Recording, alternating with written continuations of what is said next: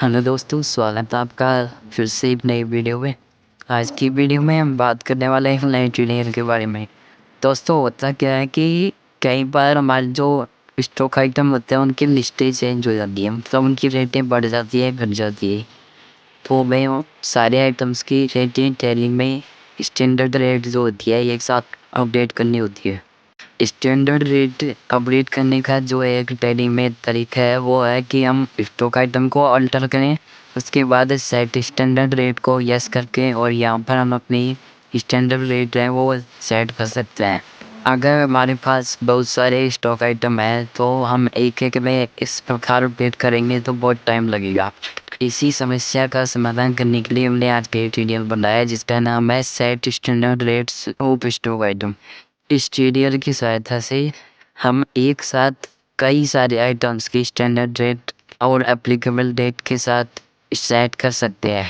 तो चलिए बिना किसी देरी के वीडियो स्टार्ट करते हैं और स्टेप बाय स्टेप प्रोसेस देखते हैं। सबसे पहले आपको गेटवे ऑफ टेली पर Ctrl प्लस एल प्रेस करना है। उसके बाद टीडीएल की लिस्ट में से set standard rate of multiple items वाले टीडीएल को सेलेक्ट करके एंटर प्रेस करना है, जिससे ये एक्टिवेट हो जाएगा। सबसे पहले मैं कुछ स्टॉक आइटम क्रिएट कर लेता हूँ जिनकी स्टैंडर्ड रेट हमारी टीडीएल की सहायता से एक साथ अपडेट करेंगे। आप कितने भी आइटम ले सकते हैं, मैं अभी 3 आइटम क्रिएट कर रहा हूँ। अभी आप देख सकते हैं कि इन स्टॉक आइटम्स के अंदर जो मैंने अभी क्रिएट करे उनके अंदर कोई भी स्टैंडर्ड रेट सेट नहीं की गई है। मैं आपको तीनों आइटम्स की चेक करा देता हूँ। चलो अब देखते हैं कि कैसे इनकी स्टैंडर्ड रेट सेट करनी है। उसके लिए आपको सबसे पहले लास्ट में शो मोर पर क्लिक करना है, उसके बाद सेट स्टैंडर्ड रेट्स पर क्लिक करना है। अब आपसे ग्रुप सेलेक्ट करने को बोल रहा है। अगर आपने ग्रुप बनाए हुए हैं तो आपको सेलेक्ट करना है कि आप किस ग्रुप के आइटम्स की स्टैंडर्ड रेट सेट करना चाहते हैं। मैंने सारे आइटम्स प्राइमरी ग्रुप के अंदर बनाए हुए हैं तो मैं प्राइमरी सेलेक्ट कर लूँगा। अब आपको कुछ ऐसा इंटरफेस दिखाई देगा। यहाँ पर सबसे पहले कॉलम में आपको आइटम सेलेक्ट करना है जिसकी स्टैंडर्ड रेट आपको सेट करनी है। अब अगर इस स्टॉक आइटम की पहले से कोई स्टैंडर्ड रेट सेट की हुई है तो आपको लास्ट अप्लीकेबल डेट को लास्ट अप्लीकेबल प्राइस के अंदर उसकी वैल्यूज शो करेंगी। अब आपको अगले कॉलम में न्यू अप्लीकेबल डेट और न्यू अप्लीकेबल प्राइस जो आपको सेट करने हैं वो डालना है। ध्यान रखना अप्लीकेबल प्राइस कभी भी एम्प्टी नहीं होगा। इसी प्रकार आपको जितने आइटम्स के लिए सेट करने उनके लिए सेम तरह से सेट कर सकते हैं। मान लो कि मुझे अभी 3 आइटम्स के सेट करने हैं, उसके बाद आपको सिंपली एक्सेप्ट कर लेना है और आपके स्टैंडर्ड रेट्स आइटम्स में सेट हो जाएंगे। जितने भी आइटम्स की स्टैंडर्ड रेट आप सेट करोगे उनके नेम और लास्ट अप्लीकेबल डेट और लास्ट अप्लीकेबल प्राइस आपको कैलकुलेटर में रिव्यू हो जाएंगे। आप यहाँ से एक बार ही कंफर्म कर सकते हैं। चलो अब चेक करते हैं कि यह स्टैंडर्ड रेट्स स्टॉक आइटम के अंदर अपडेट हुई भी है कि नहीं। उसके लिए आपको अल्टर पर क्लिक करके स्टॉक आइटम सेलेक्ट करके और वो आइटम सेलेक्ट करना है जिसकी स्टैंडर्ड रेट आपने सेट की थी। के बाद आपको थोड़ा नीचे आकर अल्टर स्टैंडर्ड रेट वाले को यस करना है। आप देख सकते हैं कि यहाँ पर जो मैंने स्टैंडर्ड रेट सेट करी थी वो सेट हो चुकी है। चलो इसी तरह दूसरे आइटम भी चेक करते हैं।